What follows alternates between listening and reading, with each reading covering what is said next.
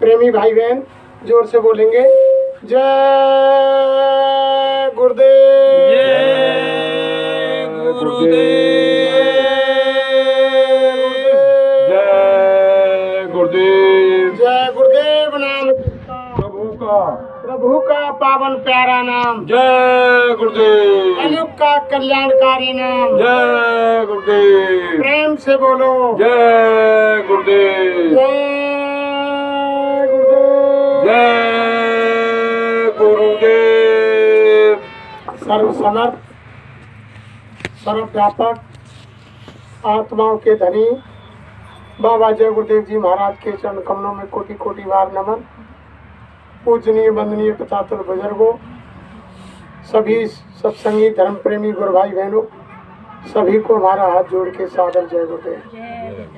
देखो हमारे बाल मुकुंद जी ने प्रसंग तो बहुत बढ़िया दिया, लेकिन अलग अलग वे हुए ना तरीका। महात्माओं के वचन में कितनी है, ये था प्रसंग की महात्माओं के वचन में कितनी ताकत होती है। वो राजा का यानी राजा उसका पिता गुजरने के बाद राजगद्दी पर वो बच्चा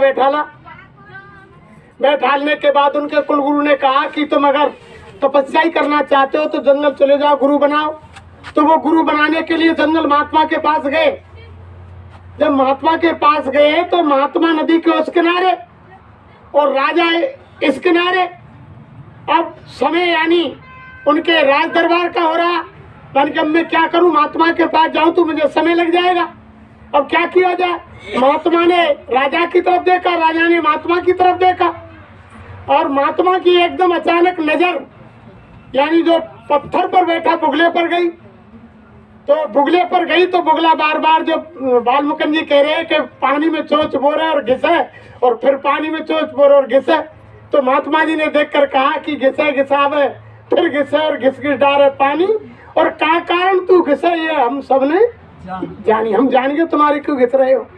अब 3 बार जैसे महात्मा ने कहा तो राजा ने सोचा कि भाई अब महात्मा के पास जाऊंगा तो समय लग जाएगा। और यही गुरु मंत्र है। राजा ने समझ लिया कि यही गुरु मंत्र है जो महात्मा जी कह रहे हैं। उन्होंने मेरी तरफ दृष्टि डाल दी और इशारे में कह दिया यही मंत्र है।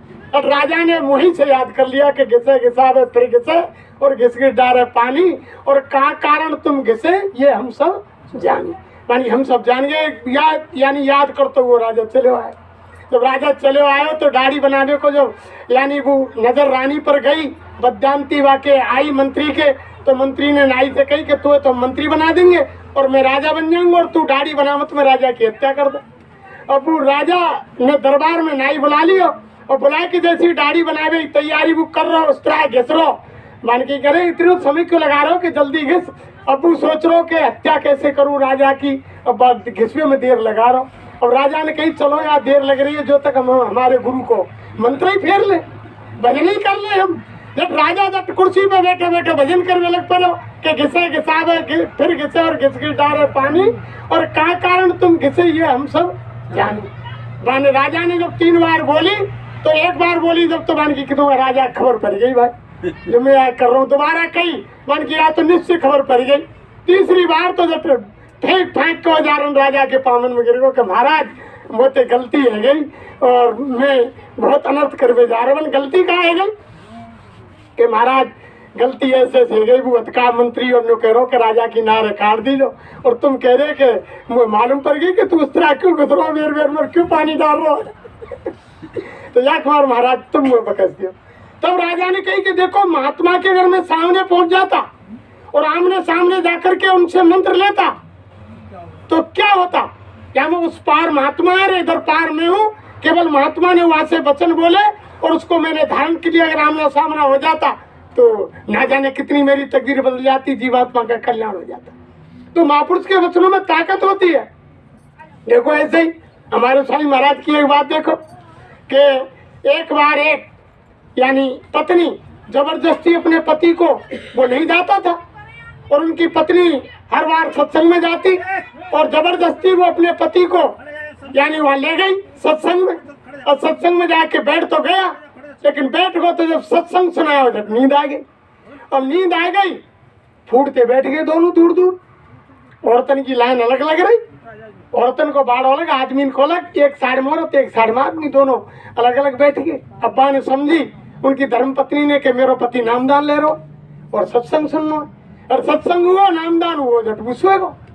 और जब वो जगो जय गुरुदेव बोली मंच में थे, जब भाई एकदम बड़बड़ा के होश हुआ और स्वामी जी ने कही के खड़े है जा, जब खड़े है गए और खड़े है गए, जब स्वामी जी ने कही के पीछे मुड़ो, जब पीछे को मुड़ गए, पीछे को मुड़ बन के अपनी अपनी रास्ते की तरफ चल दो। जब चल भी लगे साईं मारू के साईं महाराज बोलो रुको, और फिर रुक गए कि मेरी तरफ मुड़ो, फिर मुड़ गए। अरे कहते ऐसा है कि जो नामदान तुमको दिया है और इससे भजन करना, यानी सुबह शाम समय निकाल करके नागा मत करना, इसको भूलना मत। अब्बा धनी ने समझी कि ये मंत्र है जो हथ का ये मंत्र है, ये नामदान दियो बाबा जी ने। अब माते सत्संग भी छुट गो, दोनों रात्रि में आ गए। अब दोनों रात्रि में आ गए तो बाने पूछी बा की धर्म पत्नी ने के नामदान ले लियो, मन सत्संग सुनो का, मन सत्संग तो मैं ना सुनो, पर मैं जब सत्संग खत्म है गो, जब बाबा बाइक करो के खड़े हो जाओ और पीछे मुड़ो और फिर रुक जाओ। जब स्वामी जी ने कही के बच्चा भूलना मत नामदान को और भजन जरूर करना, तो वो तो मैंने नामदान तो ले लियो पर सत्संग में ना सुनी। और सब रोजीना शाम को खाट में बैठे और 2 बजे चेत है जा, कल 3 बजे चेत है जा, और खाट में बैठ के करे कि खड़े हो जाओ और फिर के पीछे मुड़ जाओ, और पीछे मुड़ के बन की चल दो अपनी रात दिन को, और फिर जब चलने लगे फिर कह देकर रुक जाओ, मेरी तरफ घूमो। और सागर सिंह ने एक दिन कहा हुआ कि अचानक बाद घर में बैल बंद रहे, बहुत बढ़िया सचमुच की घटना है, बैल बंद रहे बहुत बढ़िया। जब बैल बंद रहे जब चोर आगे बंद खोल गए, अब वो 2 बजे बाद चेत है गो, जब वो भजन पर बैठे गो, चोरन ने धीरे धीरे धीरे धीरे करके ओढ़ो दे के दीवार फोड़ दी। जब ही तो दीवार फूटी, चोरन को घुसबो हुआ और जब ही वहाँ को भजन करबो बैठो वह घाट पर गयो, जाड़े को समय चटू करो के खड़े हो जाओ। अब चोरन ने समझी के यार डोकरा ने तो हम देख लिए, जट में रुक के बन के पीछे मुड़ो, जट में चोर पीछे को मुड़ गया, बन के चल पड़ो, जट में चलने लगे, बन के रुक जाओ, बन के अब कहीं रोक रहा भाई, चोर बोले अब पता तो लगी गई और कह दे के जाओ, पर फिर रोक मेरी तो घूमो। घूमे जैसे जब सब जने आके हाथ जोड़ के कहे बाबा हम पे तो गलती है दादा, आज तक पीछे तेरे बैलन में नहीं आई। जब बाने रजाई उबार के देखी कि ये कौन है, तुम कौन है भाई, क्या गलती है गई, मैं तो भजन कर रहा हूँ, तुमने मेरे भजन में भजन डाल दे, बोल के क्या गलती है गई। जब दादा तेरे बैलन में खोल में आए भाई, और जैसे हमने ऑर्डर दिया जब तेरे कहीं के खड़े हो जाओ, हम खड़े है गए, तेरे कहीं पीछे को मुड़ो, तुम पीछे को मुड़ के हम चल पड़ो, हम जैसे चले फिर तुमने कहीं रुक जा, मेरी तरफ घूमो, मन की दादा सब जीत गए और हम कौन कौन है एक मार भाई दादा आपके पीछे हम तेरे बैरन में खुद भाई हमसे तो गलती है गई। तो महात्माओं के वचन जब हृदय में धारण कर लिए जाते हैं, कोई भी शब्द उनकी वाणी से निकल जाए तो महात्माओं का वचन अकाट होता है। प्रेमियों, उनके वचन में ताकत होती है। कभी ये नहीं समझना चाहिए बाने बिन्ने ही सोच रही बाने कि ई नामदान है उसी से उसका काम हो, बैल बचा दिए। जब बाने कही कि मैं पूरे सत्संग सुनता हूँ और बाबा के नामदान नहीं तो पूरा तो जाने का है जाता। मैंने तो लास्ट में पीछे की उठक बैठक की बात सुनी है, यही ने आज मेरी चोरी बता दी महात्मा के वचन में, नहीं आज बैल ने खोल तो बड़ी बड़ी। देखो फिर दोबारा एक कहानी सुनाई, 2 मिनट की और जल्दी कर रहा हूँ। एक जमींदार थे, जमींदार थे एक जमींदार। अब उनके घर महात्मा आवे, जब महात्मा आवे तो महात्मा ने कही कि अरे बच्चा तुम रात दिन खेती और इसमें लगे रहते हो, ये मनुष्य शरीर इसलिए नहीं दिया कि आहार निद्रा भैंसों में इतना, यानी पेट भरना, बच्चे पैदा करना, बच्चों की परवरिश करना और मकान बनाना, धन संग्रह करना, ये इसलिए नहीं दिया। ये तो सारी चीज नुस्खा यहीं पड़ी रह जाएगी। अरे भाई तुम 2 घड़ी समय निकाल के भगवान का भजन कर लिया कर। पर बाबा था कि भाई मोको भजन भजन को टाइम ना और कोई काम बता दे मोको। अरे कि तू मंदिर में जाके मैं भगवान की ढोक दिया कर, मान के इतने टाइम वो कहाँ जो मैं मंदिर में जाऊँ। अरे कि तू कहूँ महात्मा के सत्संग में चले जाकर। अरे कि बाबा मोको टाइम ही हो तो फिर बात ही क्या है, तो तू बता क्या कर सके, तू ही बता। तू मंदिर जाए नहीं, कहो महात्मा को सत्संग सुने नहीं, भजन करे नहीं। देख भाई बाबा, मेरे मन की बात बताऊं, मेरे पड़ोस में एक प्रजापति को घर है, बिल्कुल दीवार चिपट रही है।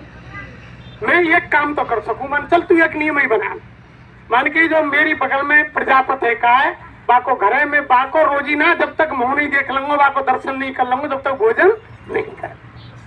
चल मान के तू आई नियम में बना। महात्मा ने कह दी चल तू तेरा मन चाहे आई नियम में बना ले। ने रोज नियम बना लियो, वो छत पे चढ़े, नहा धो के आवे और जब कप के दर्शन करे आवे प्रजापति की, और रोज जय करो अपने जिम्मेदारी के काम में लग पड़े। अब एक दिन क्या हुआ प्रेमियों, कि वो जल्दी मिट्टी बीत गई, वाकू बर्तन बनावे, झट वो अपने गदा लेकर झट जंगल को बाल बच्चे ने लेकर झट जंगल को चले, मट्टी ले। अब मट्टी में खोदवे मालक पर वो नहा धो के और दीवार पर ऊपर चढ़ के वाके दर्शन करवे गए, तो माँ साहब कोई नहीं प्रजापति। अब्बा ने वहां आवाज लगाई तो बाकी बहू बोली बन के बेटो जंगल में गए, वो मट्टी खोदवे बन के पर पल्ले, मैंने तो महात्मा से वचन दे दियो कि जब तक दर्शन नहीं कर लूंगा जब तक भोजन नहीं करूंगा। अब्बा के दर्शन करवो जरूरी है, अगर मैंने बा को दर्शन नहीं करे और भोजन कर लियो तो मेरा बुई टूट जाएगा, नियम ही खत्म हो जाएगा। अब्बा ने की चल तू जंगल में चल। अब वो दौड़ो दौड़ो लांग उठाए कर जंगल को गयो, और दवाई बाने बामे ते मट्टी खोदी, हटवा एक मोहरन को सोने के सिक्कान को भरो घड़ा और डटवा खदाने में मिल गो। अब मिल गो बान के कि तू आ रही तो मिल तो गयो, पर तू ऊपर देख ले कम से कम कोई आ तो नारो चारू। बाको ऊपर चढ़वो में खदाने से बाहर हो, और इतने जिम्मेदार को जावो हो, एक खेत की फैसिलिटी रही, एक खेत की फैसिलिटी रही बन की बस भाई ठीक को वो तो करो के दर्शन है ठीक को, और वो लौट के भगवा लेगा जिम्मेदार बन की भगलो तू दर्शन है रोटी जी बन की ठीक को कोई दिक्कत ना रही। और तू करो रुक भैया रुक, जब तू दिखेगा तो भैया आधो ले ली, जब तू करो जब तो दिखेगा तो भैया आधो ले ली, भगे काई को और गांव में काई के भैया लो क्या छोटे और वो जिम्मेदार बन की कोई ना कोई भाई बात है, आधे काई कह रही। जब वो लौट के आयो तो बाने माँ देखो तो वो सोने की मोहरन के और रुपया आनते फिर वो खड़ा बन के भैया कावते मत कीजो, तू आधो ले ले, तो आधो बांट के लाए। जब वो जिम्मेदार सोचने लगे कि ये तो मैंने मेरा मनचाव वरदान लियो महात्मा से, अगर महात्मा के वचन को मैं मान जाता तो आज क्या, तो महात्माओं के वचन में वो ताकत होती है, छोटी मोटी ताकत नहीं होती है। देखो यानी कर्म की गति न्यारी होती है, कर्म की गति को ना भगवान राम मेट पाए ना भगवान कृष्ण मेट पाए। खुद हमारी रामायण उसमें कहा है कि विश्वामित्र वशिष्ठ मुनि ज्ञानी शोध की लगन धरी, पिता मरण सिया हरण, पद में विपत परी कर्मगत कार्य। यानी विश्वामित्र और वशिष्ठ जैसे बहुत यानी विद्वान ऋषि और मुनि जिनने शोध की लगन निकारी, रात तिलक करवे को राम काजे के सुबह इतने बजे भगवान राम को रात तिलक है जाएगो, लेकिन उन्होंने कर्म की गति नहीं जांच पाए। विश्वामित्र वशिष्ठ भगवान राम की कर्म की गति को नहीं पहचान पाए कि इनके कर्म में क्या लिखा हुआ है, और सुबह रात तिलक की बजाय भगवान राम को वनवास। पीछे थे पिता को मरण है गो, जंगल में सीता को हरण है गो, जिनकी आज हम आप पूजा करते हैं। राम अपने कर्म की गति को नहीं टार पाए, उनको भी जंगल यानी 14 वर्ष तक भटकना पड़ा, और जंगल में यानी कंदमूल फल खा करके जमीन पर लेट करके, और यानी इतना कष्ट सहन भगवान ने किया, उनको भी कर्म का बदला देना। भगवान कृष्ण का वो देख लीजिए, उनको कितना यानी कर्म का बदला खुद भगवान अपना नहीं बैठ पाए। उनके साथ 24 घंटा पांडव रहे, पांडवों को भगवान कृष्ण नरक जाने से नहीं बचा पाए। पांडवों का जो कर्म था उसको भगवान कृष्ण नहीं मेट पाए, और पांडवों को नरक जाने से नहीं बचा पाए। और रात दिन उद्धव भगवान कृष्ण के साथ में रहे, उद्धव को भी अपने धाम भगवान कृष्ण नहीं ले जा सके। साफ मना कर दिया कि भैया उद्धव, मुझको आदेश नहीं है, तुम भद्र का आश्रम जाओ, भक्त के ऋषि मुनि महात्मा से यानी मंत्र गुरु दीक्षा लेकर के योग करो तब मेरे परम धाम को आओ। नहीं मिट पाए। ये कर्म की गति बहुत गहन है। तुम देवी देवता ने मनाओ, भैरव भूमिया मनाओ, रात दिन मंदिर में पूजा करो, रात दिन तीर्थर में जाके स्नान करो, रात दिन व्रत उपवास रहो, रात दिन यज्ञ जप तप होम करो, लेकिन वो स्वामी जी महाराज ने कहा कि जीवात्मा के अंतकरण पर वो कर्म ऐसी जगह पर जमा है, ना वहाँ अग्नि जाती है, ना वहाँ हवा जाती है, ना वहाँ पानी जाता है, ना वो पानी से कर्म धुलते हैं, ना अग्नि से वो जलते हैं, ना हवा से वो उड़ते हैं। उन कर्म की गति को मेटने वाले तो केवल महापुरुष होते हैं, जो रामायण में गोसाई महाराज ने लिख दिया कि सन्मुख होय जीव मम जबई और जन्म कोट अग्ना से तबई। जबई नाम हृदय पर है और होय पाप को नाश और जो चिंगारी आग की पर पुरानी घास। ऐसे कर्म जल जाते हैं महापुरुषों के सामने। कोई गरी घास का ढेर हो, एक चिंगारी तीली माचिस की डाल दी जाए, कर्मों को जलाने वाले मेटने वाले महापुरुष होते हैं। तभी तो कहा है कि दिल का हुजरा साफ कर जाना के आने के लिए और ख्याल गैरों का हटा उसको बिठाने के लिए। अब ख्याल में तो हमारे में तमाम भरे हुए जाते ना। पेंटर साहब ने कही कि वो काफलो जा रहा हो। स्वामी महाराज जगह जगह घर में शाम को रात के समय दर्शन देते हुए प्रेमीन को जब शहर में रुके, एक यानी औरत जनानी, उसकी बहुत अंदर से भावना थी कि स्वामी महाराज मेरे यहाँ आए। उन्होंने सारी व्यवस्था चौका बर्तन करके सफाई करके स्वामी महाराज के स्वागत के लिए फूल और यानी चौक चंदन काट के रेडी कर दिए और स्वामी महाराज उसके घर पर नहीं आए। जब वो सुबह दिन निकलते हुए और जगकर वो गई कि गुरु महाराज आपके इंतजार में मैं रात भर रोती रही लेकिन तुम मेरे दरवाजे पर नहीं आए, तो गुरु महाराज ने कहा अरे बच्ची तुम्हारे पास मुझे बैठाने को जगह ही नहीं थी। स्वामी महाराज ने कहा कि मुझको बैठाने के लिए तुम्हारे पास स्थान ही नहीं था। अब वो नहीं समझ पाई। तब गुरु महाराज से फिर कहा कि स्वामी महाराज मेरे पास तो इतने कमरे, इतने हॉल, इतना चौक, मैंने तो आपके काफिले की बैठने की व्यवस्था की थी और आप कह रहे हैं कि अब मेरे बैठने के लिए तुम्हारे पास जगह नहीं कि बच्ची हम चल रहे हैं तुम्हारे पास। जब स्वामी महाराज ने कहा अरे बच्ची तुमने तुम्हारे हृदय के अंदर न जाने कितने देवी देवता, भैरव भूमिया, ईसा मूसा, हनुमान, राम कृष्ण, चंडी, दुर्गा बैठा रखे, हमारे लिए तो तुम्हारे हृदय में यानी स्थान खाली नहीं। तब गुरु महाराज घर पर गए और गुरु महाराज ने कहा अरे बच्ची एक रुमाल लाओ। रुमाल बिछवाया और बिछवा कर अरे बच्ची तुम्हारे जितने देवी देवता हैं सबको लाओ। उस रुमाल पर रखवा लिए और समय गांठ लगा करके गुरु महाराज ने धोती की अंटी में लगा। अरे बच्ची जिन देवी देवताओं को तुम पूजती हो और राज्य रखते हो, 33 करोड़ देवी देवता मेरी हाजिरी में, अंटी का मतलब मेरे आदेश में 24 घंटे रहते। भाई जब तुम स्थान ही नहीं देंगे बैठने को महापुरुषों को, सतगुरु को, तो कहाँ पे बैठेंगे। दिल का हुजरा साफ करना पड़ेगा पहले। यानी एक म्यान में 2 तलवार नामे आए तो तुम सब जाने। एक म्यान में वो कहिए कि अगर तुम जहाँ सूरज निकलेगो वहाँ अंधेरो नहीं होगो और जहाँ अंधेरो होगो वहाँ सूरज नहीं। जहाँ काम होगो यानी वहाँ नाम नहीं होगो और जहाँ नाम होगो तहाँ काम नहीं होगा। एक तलवार के अंदर या एक म्यान के अंदर 2 तलवार नहीं आएंगी।